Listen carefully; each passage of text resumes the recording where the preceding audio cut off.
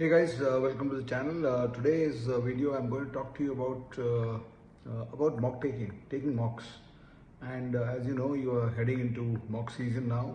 Most of you should be at least significantly through with a lot of the part of your preparation by now for CAT 2024. And some of you, of course, might be starting off, but at the same time, I hope you all realize that what do you do with the mocks and how many mocks you take is going to be one of the critical factors. In this video, I'm not talking about how many mocks to take. I'll do a separate video for that and when to take mocks, etc. I mean, इतना तो बोल ही सकता हूँ कि mocks लेना शुरू कर दो as soon as possible.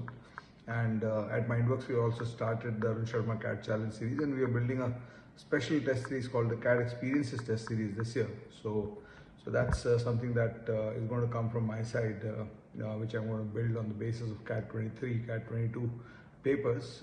So you can actually join that test series. But coming back to the issue I was talking about, in this session I'm going to talk to you about maybe two or three points which are critical differentials between the way normal people take mocks versus the way the toppers plan their mocks, and also maybe some perspectives which are not even seen by toppers or understood by toppers that I would like to talk to you in the session, in this small video.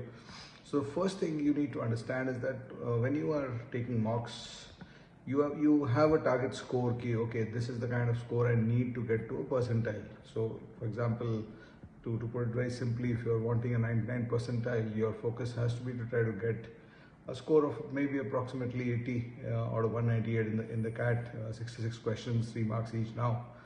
So in that context, if you are looking at getting an 80 marks, the first perspective that I would like to make sure that you understand is that how many marks can you score out of 198 without time pressure. That means if you're given 4 hours with a CAT paper, are you able to score, what are you able to score? Are you able to score 130, 140? That shows you ability of solving questions correctly.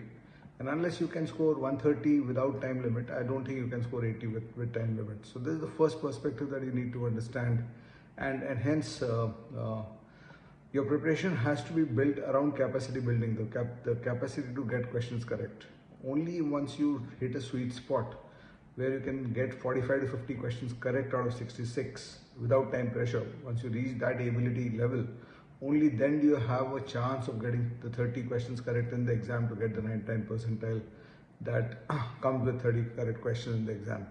So this is one perspective. So when you take your mocks, apart from taking the mocks, do analyze in every mock how many questions you had the ability in each section to get correct on your own without time limit, without looking at the solutions, and then evaluate your score on the basis of that. And the second is, I mean, inside the mock, one of the things that you should allow to do is you should not be overthinking about your score inside the mocks, because you have to react. I mean, it's like when you're playing a sport, you have to react to you're playing. Let's say you're playing a cricket innings, you have to react to the ball that's coming in front of you. You cannot think how important this ball is. You cannot think how important this match is, etc. Same way when you're preparing, when you're giving the mock exam, your mind has to be in a completely free state. It has to be free of the pressure, the nervousness, and the thoughts that you don't need. The only thought you need is what's coming, what the question is giving you, and how you are going to react to it. So please understand, all the practice you have done, all the training you have done is towards dealing with questions and handling questions.